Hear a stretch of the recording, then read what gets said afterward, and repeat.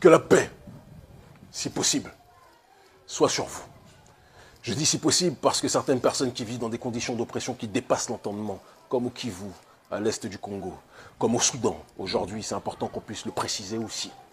Certaines personnes qui vivent l'oppression dans leur chair, au-delà du possible, qui les déconnectent même du cadre, du reste de l'humanité, il est difficile pour ces derniers d'entendre parler de paix lorsqu'ils n'ont pas accès à la notion de justice. Mais pour ces derniers, parce que nous les aimons en crever, parce que nous les aimons au-delà de la raison, nous leur souhaitons la paix qui va de pair avec la justice et avec le fait de retrouver sa souveraineté. Mes frères et sœurs, je vous aime en crever. Vous m'avez manqué, ça fait longtemps que je n'ai pas pu directement m'adresser à vous, d'accord ?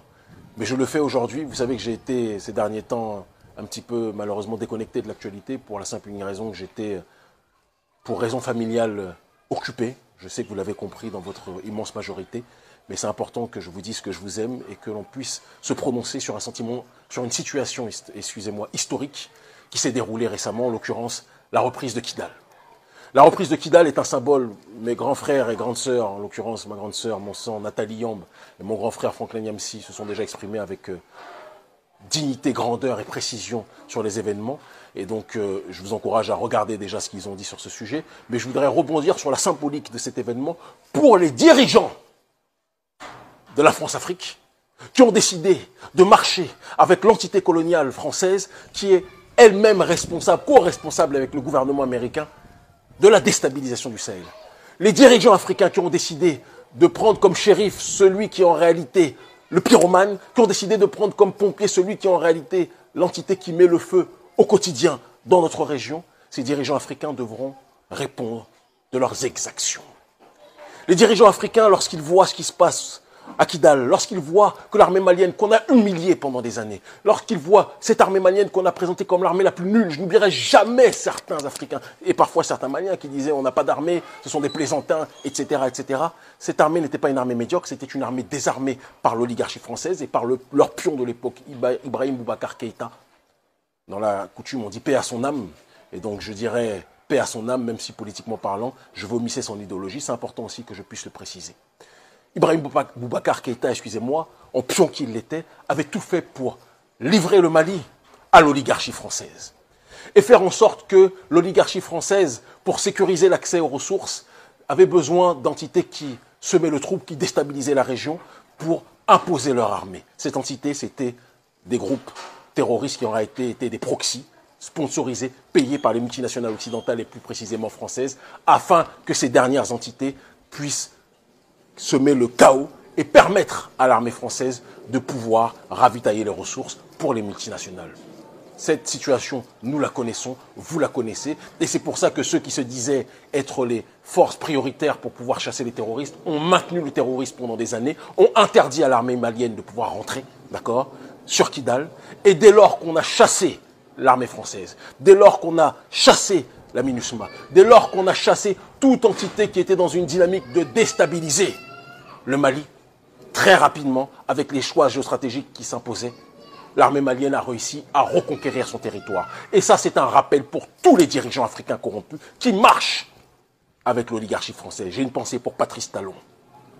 Je ne lâcherai pas le président Patrice Talon tant que celui-ci se soumettra au gouvernement français, tant que celui-ci se soumettra à ceux qui ont assassiné Kadhafi, tant que celui-ci se soumettra à ceux qui ont déstabilisé le Sahel. Je ne lâcherai pas politiquement Patrice Talon et je serai, je le dis et je le répète, avec simplicité, avec sérénité, mais avec fermeté, son opposant numéro 1. Je ne serai pas un opposant qui joue l'opposant pour faire l'opposant, mais qui est un élément de la France-Afrique. Nous luttons contre la France-Afrique et nous luttons contre Patrice Talon. Nous ne luttons pas simplement contre Patrice Talon, tout en voulant préserver la France-Afrique comme certains opposants béninois le font. Ce n'est pas notre ligne et ça ne le sera jamais.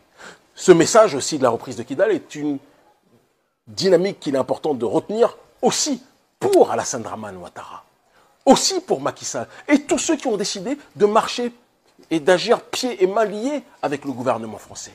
Vous voulez vous allier avec ceux qui ont mis le feu partout et vous voulez que ceux qui ont mis le feu partout agissent comme des pompiers dans votre jardin. Vous êtes des plaisantins.